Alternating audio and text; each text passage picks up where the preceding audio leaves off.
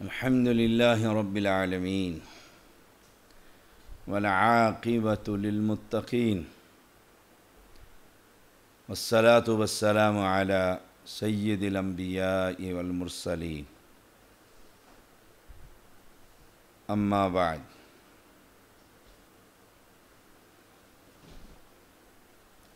تفسیر القرآن الکریم سورۃ البقرہ آیت نمبر 255 اعوذ باللہ من الشیطان الرجیم اللہ لا الہ الا ہو الحی القیوم۔ آج ہم بات کریں گے دوسری دلیل کہ اللہ تعالی اس کے علاوہ کوئی معبود برحق نہیں، کیوں کہ وہ قیوم ہے۔ دلیل نمبر 2،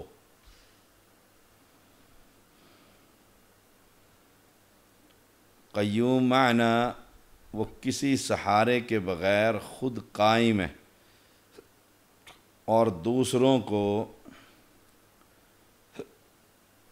قائم رکھنے والا، خود بغیر کسی سہارے کے قائم اور دوسروں کو یعنی ہر شے کو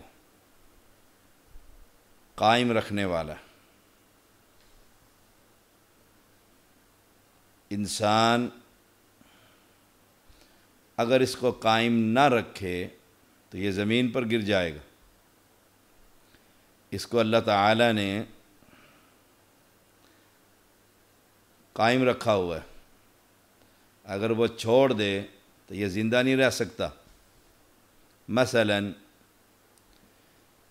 انسان کے دل کو اللہ تعالی نے تھام رکھا، دل کی دھڑکن،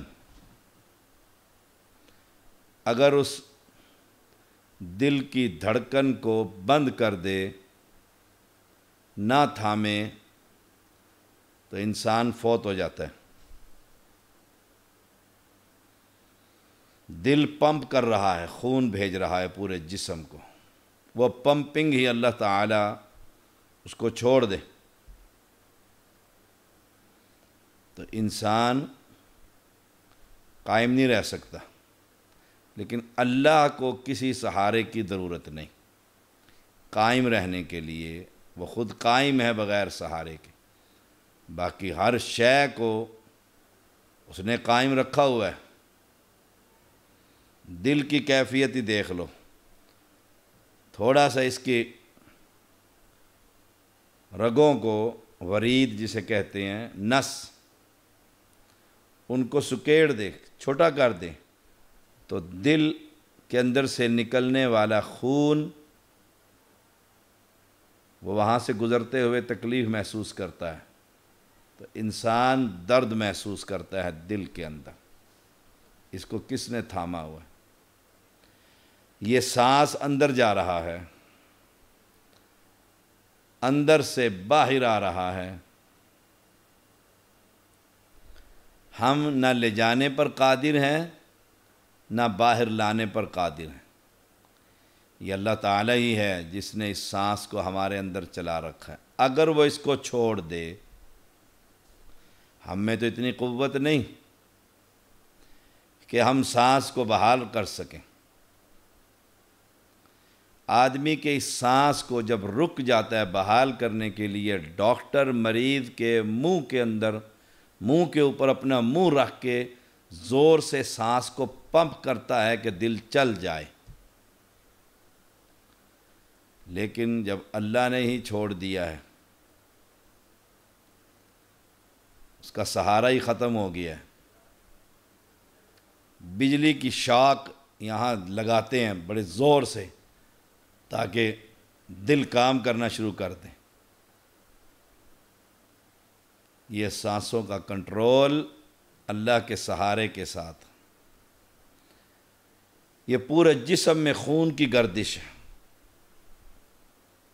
ان گنت یہ نسیں چل رہی ہیں جسم کے اندر۔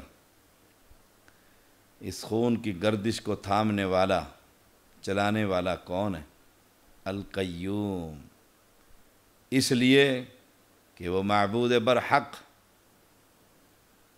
وہ قائم رکھتا ہے خون کی گردش کو۔ اگر کہیں خون کی گردش کو روک دے اور کلاٹ بن جائے، وہ دماغ میں بن جائے یا کسی باڈی کے حصے میں، تو وہ حصہ فالج زدہ ہو جاتا ہے کہ آگے کلاٹ آ گیا ہے، اور کلاٹ کے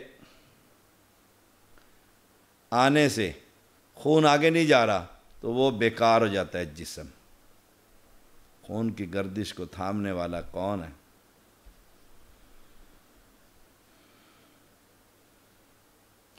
آدمی سو جاتا ہے، سوئے ہوئے پورے نظام کو سنبھالنے والا اس کے کون ہے؟ یہ نظام انہدام ہے۔ اس پورے نظام کو چلانے والا کون ہے؟ اگر وہ اس کو چھوڑ دے، اس کے سہارے کے بغیر تو انسان کی کوئی شے نہیں۔ انسان تو اتنا بے بس اور لاچار ہے، اگر پیٹ کے اندر نظام انہدام کے بعد، کھانا کھانے کے بعد وہ اپنا ورک شروع کر رکھا ہے اور وہ بھر جائے، تو جب تک اس کی گندگی نہ نکلے اسے سکون نہیں آتا۔ وہ اتنا مجبور ہے کہ اسے روک نہیں سکتا، بھاگتا ہے، واش روم کو تلاش کرتا ہے۔ سبحان اللہ! یہ دوسروں کو کیا تھامے گا؟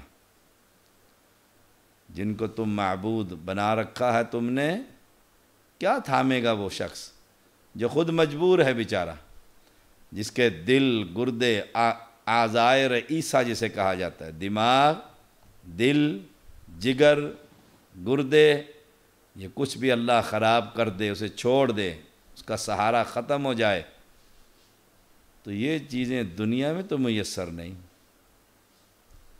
ان کو کوئی ٹھیک کرنے والا نہیں۔ رسول اللہ صلی اللہ علیہ وسلم کی زندگی ہمارے لیے ماڈل ہے۔ آپ پر آنے والی تکالیف، جنگ احد میں آپ کا زخمی ہو جانا، گھوڑے سے گر جانا، بیمار ہو جانا، بھوک نے ستانا، ساری زندگی اس بات کی دلیل ہے کہ آپ کو قائم رکھنے والا اللہ کی ذات، آپ کو شفا دینے والا اللہ کی ذات، گھوڑے کی پیٹھ پر آپ کو سنبھالنے والا اللہ کی ذات۔ سبحان اللہ! جب سب کچھ وہی ہے تو مشکل کشا اور دستگیر اور داتا اور جھولیاں بھرنے والا پھر اللہ لا الہ، اس کے سوا کوئی الہ نہیں، معبود برحق نہیں۔ کیوں؟ الحی، نمبر 2 القیوم، وہ قائم رکھنے والا ہے، اس کے سہارے سے ہی یہ زندگی چل رہی ہے۔ فرمایا اللہ تعالی نے ان اللہ یمسک السماوات والارض ان تزولا، سورۃ فاطر 41 نمبر آیت۔ بے شک اللہ ہی ہے آسمانوں کو اور زمین کو تھامنے والا، وہ تھامے رکھتا اس سے کہ وہ اپنی جگہ سے ہٹیں۔ ان تزولا، اتنا بڑا آسمان بغیر ستونوں کے اس نے ہوا میں معلق کر رکھا ہے، کس نے تھاما ہوا ہے؟ اللہ تعالی نے۔ اتنی بڑی زمین جو لے کر ہمیں چل رہی ہے، پوری مخلوقات کو ہلنے نہیں دیتا، اس پر پہاڑ ڈال کر میخیں لگا دی ہیں، اس کو کس نے تھاما ہوا ہے؟ جب اللہ نے تھاما ہوا ہے تو وہ قیوم ہے۔ جب وہ قیوم ہے اور یہ صفت کسی میں نہیں، تو پھر معبود برحق بھی وہی ہے۔ پھر معنی یہ ہوگا کہ جھولیاں بھرنے والا اور مشکل کشا اور کشتیوں کو کنارے پر لگانے والا یہی اللہ ہے۔ اللہ لا الہ الا هو الحی القیوم۔ آسمان میں دیکھیے ما یمسکہن الا الرحمن، سورۃ الملک 19 نمبر۔ رحمان کے سوا انہیں کوئی نہیں تھام رہا ہوتا۔ یہ پرندے اڑ رہے ہوتے ہیں، اس نے ان پرندوں کو کس نے تھاما ہوا ہے؟ ما یمسکہن الا الرحمن، کس نے تھاما ہوا ہے؟ یہ جہاز اڑ رہا ہے، اور ایئر بس، ایک بس ہے جو زمین پر چل رہی سڑک پر، سبحان اللہ، اور ایک بس ایئر بس ہوا میں اڑ رہی ہے۔ اس پوری بس کو ہوا کے اندر، زمین سے اوپر اور آسمان کے نیچے خلا میں کس نے تھاما ہوا؟ ما یمسکہن الا الرحمن۔ اور جب وہ چھوڑ دیتا ہے تو ایئر بس کبھی سمندر میں گرتی ہے اور کبھی کراچی کے شہر میں گر جاتی ہے، کبھی ملتان کے نشتر ہسپتال کے قریب باغ کے اندر ایئر بس گر جاتی ہے، یہ جہاز گر جاتے ہیں۔ یہ دلیل ہے اس بات کی کہ جب تک اس نے قائم رکھا تو یہ اڑتا رہا، جب اس نے چھوڑا تو اس کو تھامنے والا کون ہے؟ اللہ اکبر۔ تو القیوم یہ دوسری صفت ہے، اس وجہ سے اللہ مشکل کشا ہے۔ اللہ نے جو کہا میرے علاوہ کوئی الہ نہیں، معبود برحق نہیں، پھر اس کی دلیل دی کہ وہ زندہ ہے، اللہ وہ قائم رکھنے والا ہے، اس کے سہارے سے ہی یہ سب کچھ چل رہا، تھامنے والا ہے، انسان کو، جنات کو، پرندوں کو، آسمان کو، زمین کو، ساری مخلوقات۔ نمبر 3، لا تأخذہ سنۃ ولا نوم۔ سینہ نیند سے پہلے آنے والی اونگ، جب آدمی سونے اور جاگنے کے درمیان ہوتا ہے اسے سینہ کہتے ہیں۔ سینۃ ولا نوم، نہ اسے اونگ پکڑتی ہے اور نہ کوئی نیند۔ اللہ تعالیٰ کو ذرہ برابر بھی اونگ یا نیند اپنی گرفت میں نہیں لے سکتی، کیونکہ یہ عیب ہے کہ آدمی کام کر کر تھک گیا ہے، اب اس کے جسم کو آرام چاہیے، اور پھر نیند سے ہی اس کو آرام ملتا ہے، نیند سے ہی جسم اپنی جگہ پر آ جاتا ہے۔ تو اللہ تعالیٰ تو بے عیب ہے، اسے کوئی تھکاوٹ نہیں، جب تھکاوٹ نہیں تو نیند کی ضرورت نہیں، جب نیند نہیں تو اونگ کہاں سے آ سکتی؟ اگر اللہ تعالیٰ کو اونگ یا نیند آ جائے تو ساری کائنات کا نظام درہم برہم ہو جائے گا، تباہ و برباد ہو جائے گا، کہ تھامنے والا ہی جب سو گیا ہے تو نظام کون چلائے؟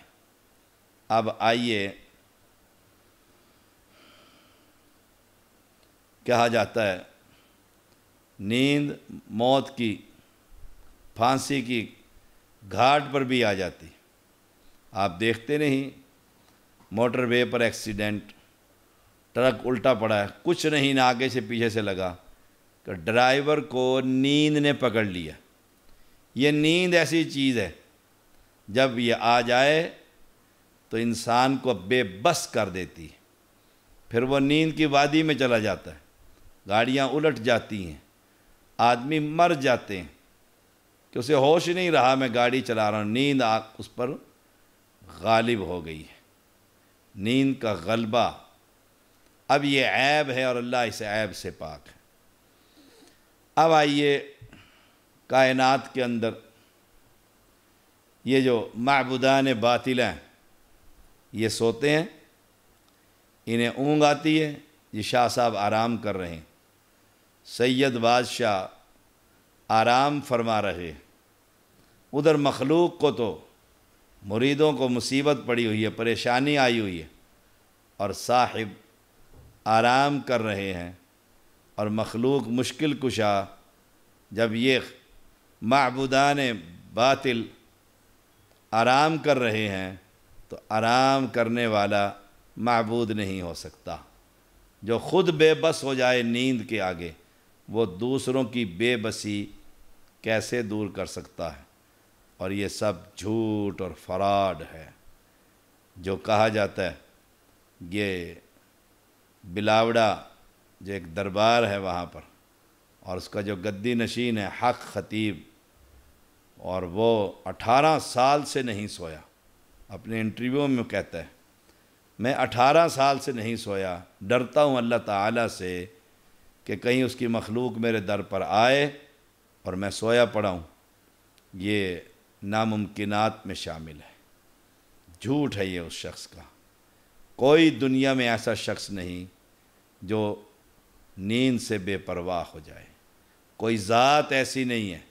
دیکھیے یہ تو کل کے ملنگ اور پیر ہیں، کائنات کے اندر سب سے بڑی ہستی انسانوں کے اندر محمد الرسول اللہ صلی اللہ علیہ وسلم ہے۔ آپ صلی اللہ علیہ وسلم بلال کو کہتے ہیں جاگتے رہنا، ہم تھوڑا آرام کر رہے ہیں، سو گئے، بلال کو بھی نیند آ گئی۔ سورج نکل آیا، سورج کی تپش نے، کرنوں نے محمد الرسول اللہ صلی اللہ علیہ وسلم کو جگایا۔ آپ اٹھے اور اس وادی سے پھر باہر نکل گئے۔ فجر کی نماز سورج نکلنے کے بعد ادا کی۔ بلال سے پوچھا تمہیں ہم نے بٹھایا تھا فجر کے لیے، کہا اللہ کے پیغمبر جس چیز نے آپ کو پکڑ لیا وہ مجھے بھی آ گئی، آپ کو نیند آ گئی اور مجھ پر بھی نیند کا غلبہ ہوا، میں بھی سو گیا۔ جب رسول اللہ صلی اللہ علیہ وسلم کو نیند آ رہی ہے اور نماز قضا ہو جاتی ہے تو یہ جھوٹ ہے کہ میں 18 سال سے نہیں سویا۔ یہ جھوٹ ہے کہ امام ابو حنیفہ رحمۃ اللہ علیہ نے 40 سال تک ایک وضو سے عشاء کی نماز سے لے کر فجر کی نماز ایک وضو سے ادا کی۔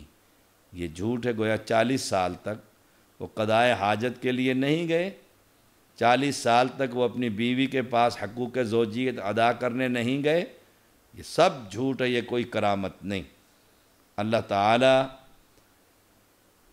اونگ اور نیند سے پاک ہے، اور جسے نیند آ جائے وہ مشکل کشا نہیں ہوتا، جسے نیند آ جائے وہ حاجت روا نہیں ہوتا، جسے اونگ آ جائے وہ مختار کل اور عالم الغیب نہیں ہوتا۔ وہ ایک تھا نا مرید، وہ پیر کی ٹانگیں دبا رہا تھا بڑے ذوق اور محبت میں، اور اپنی دکھیا بھی سنا رہا تھا، مجھے یہ تکلیف ہے، میری بیوی کا یہ مسئلہ ہے، سارے مسئلے۔ اب مزے کی جب چپیاں ہوئیں تو پیر صاحب تو سو گئے، تھوڑی سی بات سنی، کچھ دیر کے بعد دیکھا تو وہ تو دبا ہی رہا تھا مست ہو کر۔ آنکھ کھلی تو کہا او نوجوان تم کیا کہہ رہے تھے؟ میری آنکھ لگ گئی تھی، میں نے یہاں تک تو سنا ہے کہ بیوی ناراض ہوئی، آگے مجھے نہیں پتا۔ مرید نے تو ٹانگیں دبانا چھوڑ دی، حیران رہ گیا کہ پیر صاحب کو پتہ ہی نہیں لگا، اور میں نے گھنٹہ ہو گیا اپنی دکھیا سنا رہا ہوں۔ کھڑا ہو گیا، اس نے کہا پیر صاحب آپ کی آنکھ لگ گئی، میری آنکھ کھل گئی۔ جو قبر کے اوپر باہر زندہ سو جائے اور میں اس کے پاس بیٹھ کر اپنی کہانی سنا رہا ہوں، اسے پتہ نہیں لگتا تو قبر کے اندر کیسے پتہ لگے گا آپ کو؟ بس جو ہی یہ بات کہی، پیر نے کہا پکڑو اس کو، گستاخ وہابی ہو گیا ہے۔ لا تأخذہ سینۃ ولا نوم، نیند اور اونگ سے اللہ پاک ہے۔ اگر اللہ کو نیند اور اونگ آ جائے ساری کائنات تباہ ہو جائے گی۔ آپ تجربہ کر لیں، یہ شوف والی سرکار کو ہمارے پاس لے آئیں، ہم انہیں کھانا بھی کھلائیں گے، عزت اور احترام سے ان کو بٹھائیں گے، اور دونوں ہاتھوں میں شیشے کے گلاس دے دیں گے، چائے کی پیالیاں دے دیں گے، کہتے ہیں جی آپ 18 سال سے جاگ رہے ہیں، دونوں کو پکڑ کر رکھیں اور بیٹھے رہیں، کیمرے لگا دیں گے، کمرے میں ان کو اے سی لگا کر چھوڑ دیں گے، اور انہیں کہنا جی آپ نے پیالی، کیونکہ آپ جاگ رہے ہیں اسے ہاتھ میں پکڑ کر رکھیں، بس جو ہی نیند آئے گی وہ گلاس نیچے گر کر ٹوٹ جائیں گے، پتہ لگ جائے گا۔ یہ کیسے ممکن ہے؟ 2-4 راتیں جگا کر تجربہ کر لیں، جب نیند آتی ہے تو انسان بے بس ہو جاتا ہے۔ تو آج کی دلیل نمبر 3 کہ لا تأخذہ سنۃ ولا نوم، ان کو نہ نیند آتی ہے اور نہ ہی اللہ تعالیٰ کو اونگ آتی ہے۔ لہو ما فی السماوات و ما فی الارض، چوتھی دلیل اللہ کے الہ ہونے کی چوتھی دلیل، یعنی جو کچھ آسمانوں میں ہے اور جو کچھ زمین میں ہے وہ اسی کا ہے۔ جو کچھ بھی آسمانوں میں اور جو کچھ زمینوں میں، سب کچھ اسی کا ہے۔ آسمانوں کے اندر مخلوق، زمینوں کی مخلوق، یہ چاند تارے، یہ سورج، یہ سب اللہ کا ہے، یہ سب اللہ کا ہے۔ لہو ما فی السماوات، کسی اور کی حکومت سورج پہ چلتی ہے؟ کسی اور کی حکومت سورج کے اوپر چلتی ہے؟ فرمایا ان کل من فی السماوات والارض الا آتی الرحمن عبدا لقد احصاهم وعدهم عدا، آسمانوں اور زمین میں جو کچھ بھی ہے سب کے سب اللہ کے غلام بن کر ہی آنے والے، ان سب کو اس نے گھیر بھی رکھا ہے اور پوری طرح سب کو گن بھی رکھا ہے۔ آدم علیہ السلام سے لے کر قیامت کی صبح تک جتنے انسان ہیں سب کو اس نے گن رکھا ہے، سب اس کے گرفت میں ہیں، کوئی اس سے چھپ نہیں سکتا۔ تو لہو ما فی السماوات، کوئی ہے ایسا جس کی حکومت آسمانوں میں ہو، زمینوں پر چلتی ہو؟ لہ الحکم وإلیہ ترجعون، تو سب کچھ جو کچھ آسمانوں میں، زمین میں، سب کچھ اللہ کا ہے۔ فرشتے اس کے پابند ہیں، فرشتے اس کے تابع ہیں، مخلوقات اس کے تابع ہیں۔ ہر شے، قرآن کہتا ہے سبح للہ ما فی السماوات، جو کچھ آسمانوں میں اور زمین میں ہے سب اللہ کی تسبیح کر رہی ہے۔ سبح یسبح للہ ما فی السماوات وما فی الارض، جو کچھ آسمانوں میں اور زمین میں سب کا سب اللہ کا ہے، سب کی سب اللہ کی تسبیحات کر رہی ہیں۔ یحییٰ علیہ السلام اللہ کے حکم سے بنی اسرائیل کو یہ پیغام دے رہے ہیں، اللہ کی عبادت کرو، اس کے ساتھ کسی کو شریک نہ کرو۔ مثال اس طرح ہے کہ ایک شخص نے اپنے خالص مال، سونے اور چاندی کے ساتھ ایک غلام خریدا اور غلام سے کہا یہ میرا گھر اور یہ میرا کام، اس میں کام کرو اور اس کی آمدنی مجھے دیا کرو۔ غلام سارا دن کام کرتا اور شام کو آمدنی مالک کے سوا کسی اور کو دے دیتا۔ تو تم میں سے کون ہے جو ایسے غلام کو پسند کرے؟ ترمذی، امام البانی اس کو صحیح قرار دیتے ہیں 2863۔ یہ رسول اللہ صلی اللہ علیہ وسلم کا فرمان، اسی کا ہے سب کچھ۔ جب سب کچھ اسی کی ملکیت ہے تو پھر معبود برحق بھی وہی ہوگا، اور کوئی معبود برحق نہیں ہو سکتا۔ قرآن مجید میں دیکھیے 28واں پارہ، 28ویں پارے میں رب کریم نے کیا فرمایا؟ سبحان اللہ و بحمدہ سبح للہ ما فی السماوات و ما فی الارض، آسمان اور زمین کی ہر چیز اللہ کی پاکی بیان کرتی ہے، ہر چیز اللہ کی پاکی بیان کرتی ہے۔ آسمانوں اور زمین کے اندر جو شے بھی ہے اس بادشاہ کی پاکی بیان، تو حکومت اس کی ہوئی، تو وہی تو پھر معبود برحق ہوا۔ اس کے علاوہ معبود پھر دوسرا کون ہو سکتا ہے؟ تم کہاں بہہ کے پھرتے ہو، کہاں جا رہے ہو؟ اس رب کی طرف آؤ۔ سورہ صف میں فرمایا سبح للہ ما فی السماوات و ما فی الارض وہو العزیز الحکیم۔ یہ ہے قرآن مجید، کتنی خوبصورت کتاب جس میں اللہ کریم اعلان کر رہا ہے۔ سورۃ الجمعہ میں فرمایا یسبح للہ ما فی السماوات و ما فی الارض الملک القدوس العزیز الحکیم، ساری چیزیں جو آسمانوں میں اور زمین میں ہیں زمین کی مخلوقات، یہ چونٹیاں، یہ پرندے، یہ چرند، حتیٰ کہ سمندروں میں رہنے والی مچھلیاں اللہ کی تسبیحات کرتی ہیں۔ کیوں؟